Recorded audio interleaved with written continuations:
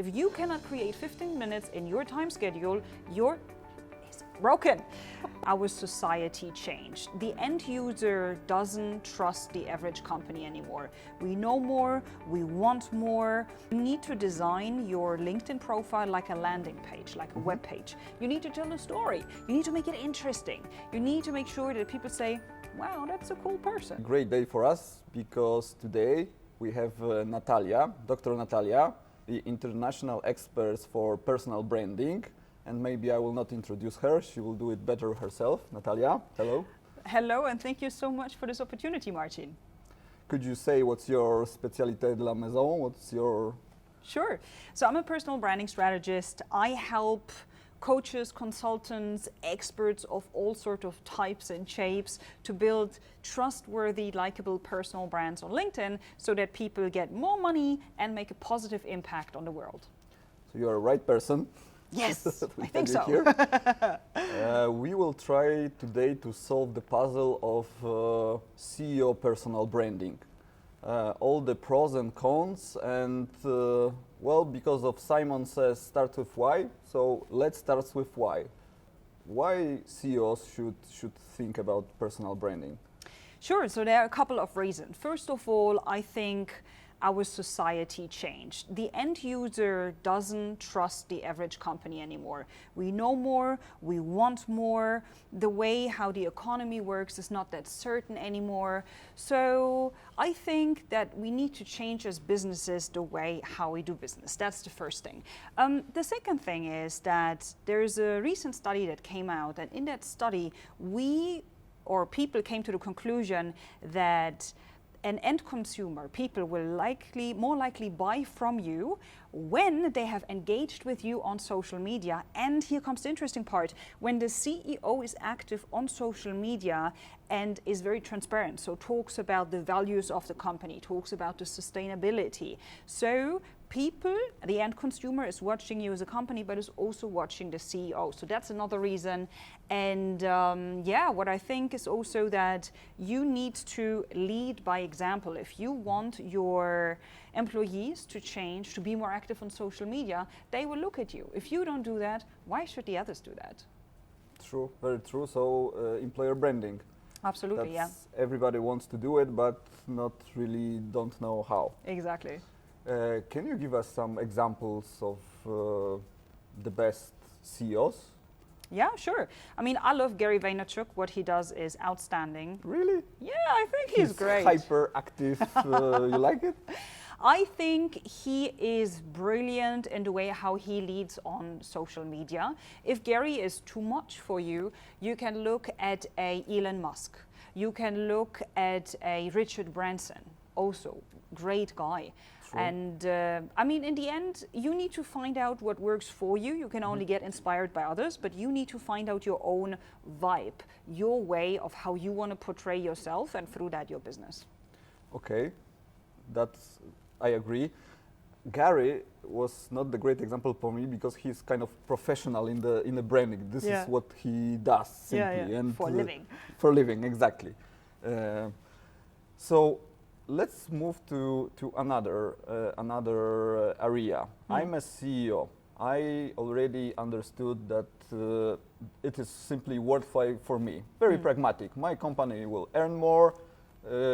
Society and all the partners, everything around me will like me more when they see me, when I'm approachable. So how do I start? How do you start? You start with your LinkedIn profile. I think it's very important to understand that your LinkedIn profile isn't an online CV. So a lot of people still create a LinkedIn profile with, I worked from here till here, and they write the summary in the third person and 300 words, and they make it very unpersonal, they make it very, very formal, and I think that's a problem. You need to design your LinkedIn profile like a landing page, like a web page. You need to tell a story. You need to make it interesting. You need to make sure that people say, wow, that's a cool person. So this is the first point. The second point is you need to create content, and I'm sure we're going to talk about that later on. It's very important that you increase your visibility and that you build a connection through your own content, through your own values, your belief system, your updates, life hacks, business hacks, whatever. And what is also important, step 3, is actively networking. So reaching out to people and making sure that you build strategic collaborations. Great, but what if I'm not that kind of person? I'm a CEO and I see the benefits, but I'm not open. I'm kind of, you know, a more, I don't know, Excel person or inside person. Shall this whole journey start with sitting with your, I don't know, PR and marketing department? And then another question, wouldn't be kind of faking it? Like it won't be authentic, it won't be me because somebody will tell me how do I speak, how do I dress, how do I look, etc. Because not every CEO is not like Gary Vaynerchuk. It's not like Richard Branson. So if I'm running, I don't know, medium-sized company, or even I'm the, I don't know, I'm the managing director of the international corporation, but here in subsidiary in Poland. How do I start? Sure. First of all, you need to understand, as you said, your why. When you don't have a good why, you're not going to do it. So you need to understand why on earth will I go through this torture and pain in quotation marks. Understand the value of it first. Really understand what you can change within your company and also on the outside perception. If you haven't convinced yourself that this is a good idea, you're not going to stick to it. So this is the first thing. Understand why and actively commit to it. That's the first step. Then we need to have a look at it and say, where during the day will I carve out 15 minutes of my time so I'll be active on LinkedIn? 15 minutes. If you cannot create 15 minutes in your time schedule, you're broken. And I wasn't sure, am I allowed to swear here? You can just bleep it out. No, we will not. I believe in authentically expressing yourself. Exactly. Sure. So create these 15 minutes, make it a priority because you already know why, which, as you said, cutting costs, getting more visibility, making people like, know, and trust you, leading by example, thought leadership, all of these are reasons why you should do that. And then just do it, like literally start somewhere. And if you say that this doesn't feel right, then get a professional coach. Get somebody by the hand who teaches you everything first, takes you by the hand, and then you do that with him or with her. Or if you say that's nothing for you, get a PA, get a coach, do that together, the three of you, and then you can delegate it to your PA or VA. Or another option is doing that with your marketing department or PR department, as you said. So it's really about finding solutions instead of finding lame excuses. And it's like, I'm not that kind of person, I'm introvert, I'm too busy. These are all lame excuses based on not understanding the true value of how powerful this approach is. People who are, you know, doing it too much. They're at the beginning they are shy, they start slow, and then when they get it, they kind of addicted and do more and more, and that's also the risk. But I remember in one of your videos, you really nice frame it how to start with the questions. Could you remind me and us what was it? Sure. So I believe when you say, I'm a CEO of this and this company, or when you say, I'm a keynote speaker, I'm a so-and-so expert, the majority of people are like, what do you do? I don't understand it. So instead of saying, I am, ask yourself, what kind of problem do you solve for whom? So what kind of problem, who's your target group, and what is the end result? So I help end consumers living happier lives through providing them with a service that makes them feel younger within 8 weeks. Wow, amazing. Now I understand what you deliver. But if you said, I'm company so-and-so, I'm the CEO of this company, I just don't get it. And I change the topic or I say, yeah, whatever. So you need to place a hook and you need to think out of the perspective of the end user, of the consumer. Make it easy for me and tap into my pain points. This is what it's all about. True. This is the essence of it.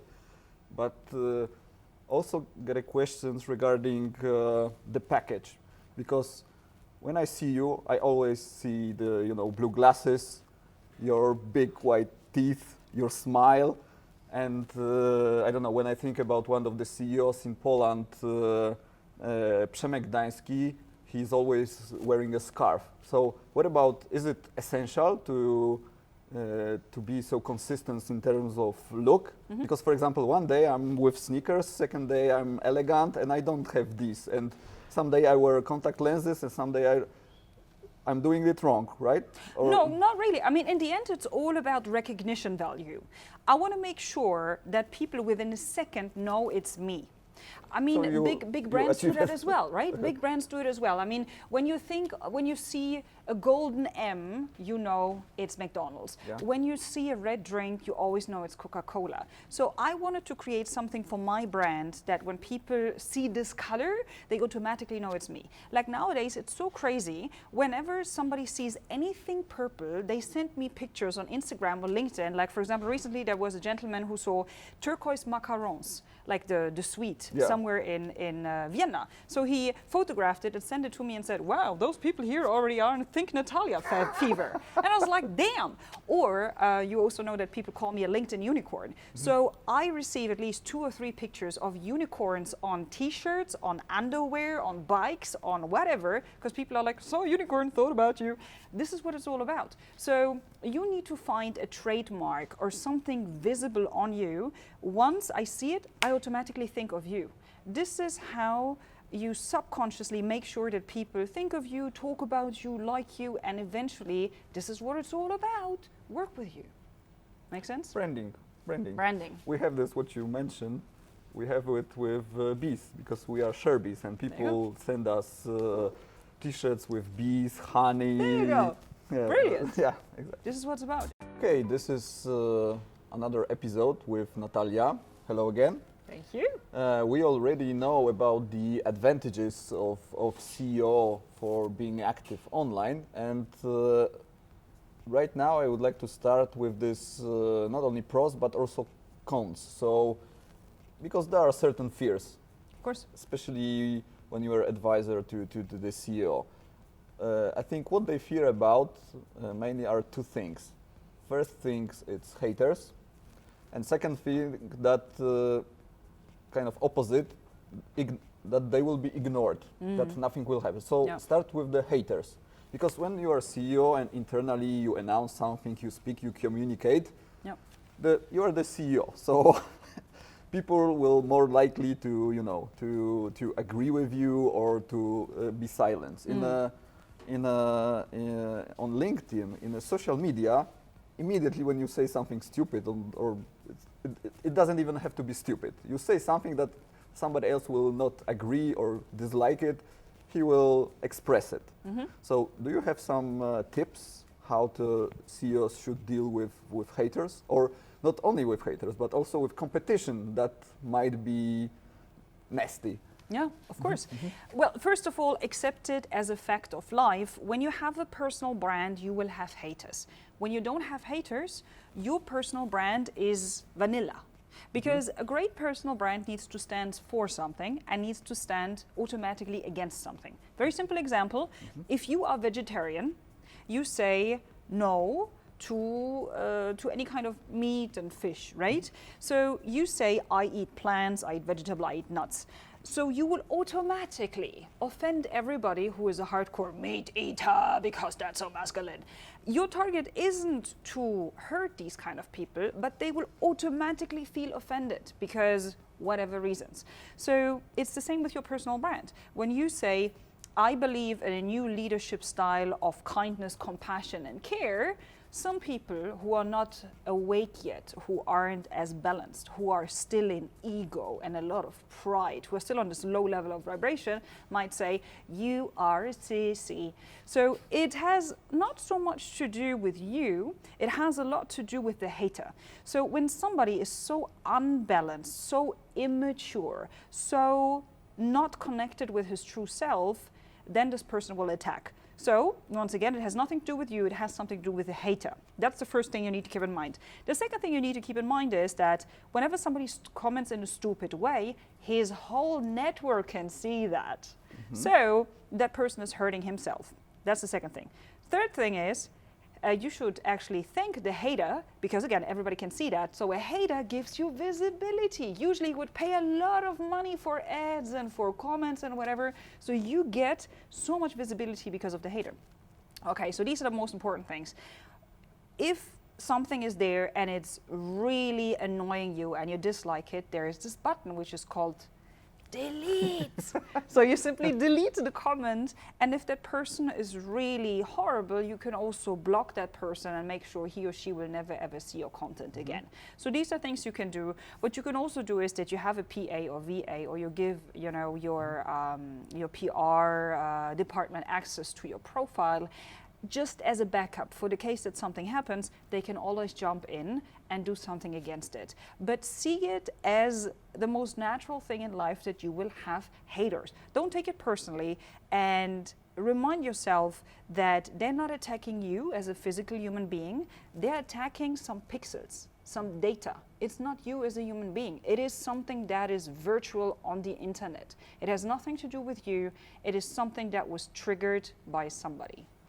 On the other hand, we are living right now in the world where everybody have a voice. When you are, I don't know, you have a problem with your airline, you can immediately tag a CEOs, make a picture. There was, I think, some kind of accident when one musician has a broken guitar or something, and he made a big deal. Yeah. And actually, I was on his side, because he was ignored in the first approach. Yeah, absolutely.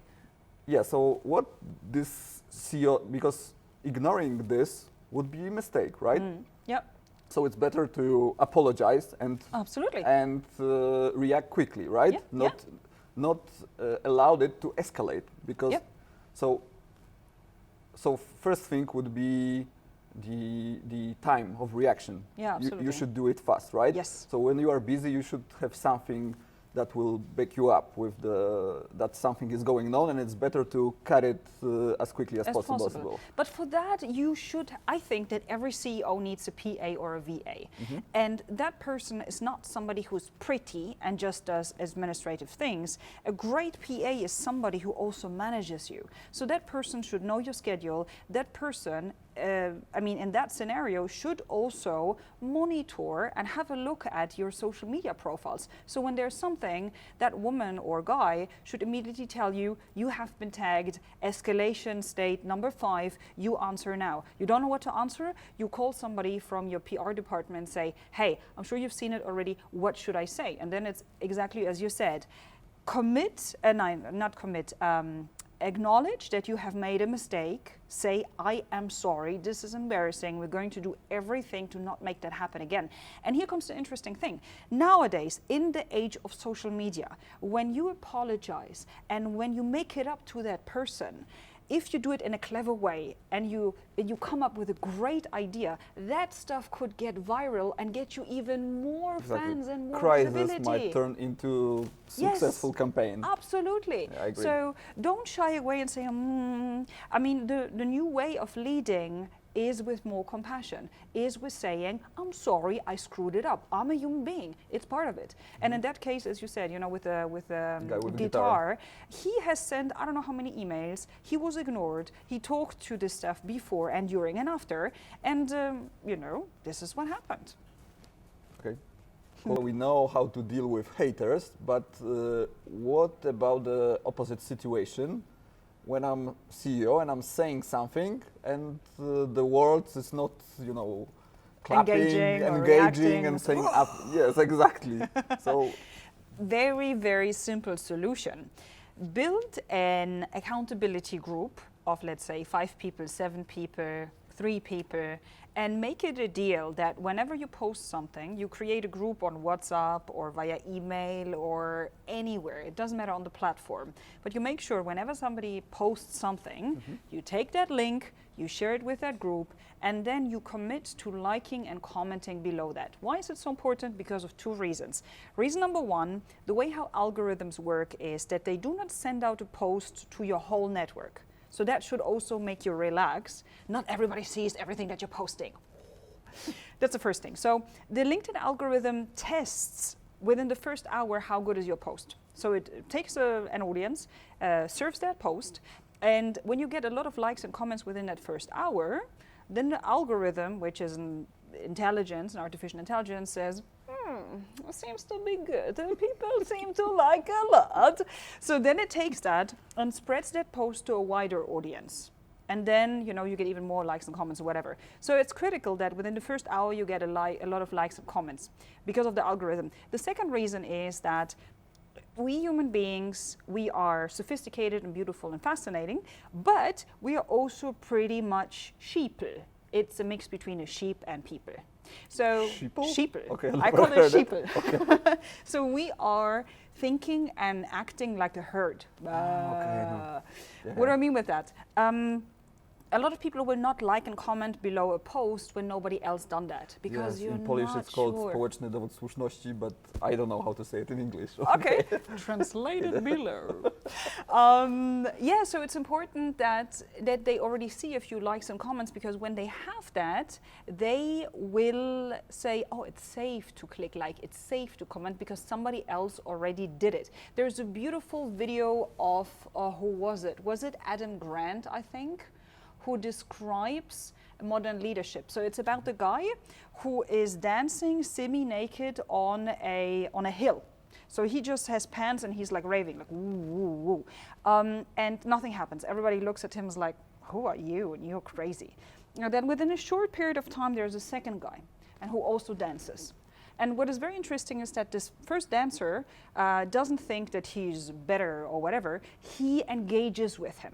So those two are dancing and the whole crowd is still like, oh my God, they're weird, they're crazy.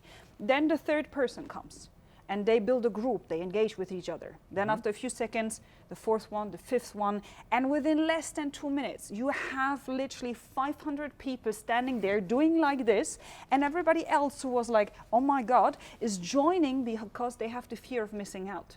So keep this image in mind when you're creating content. You need exactly that. You need a handful of first people who give you the approval and say, that's awesome, and then you can create a movement. And why don't you take these first people who give you the improvement, who give you the like, based out of your own company or friends or people who have similar targets? Yeah, and make it like a snowball.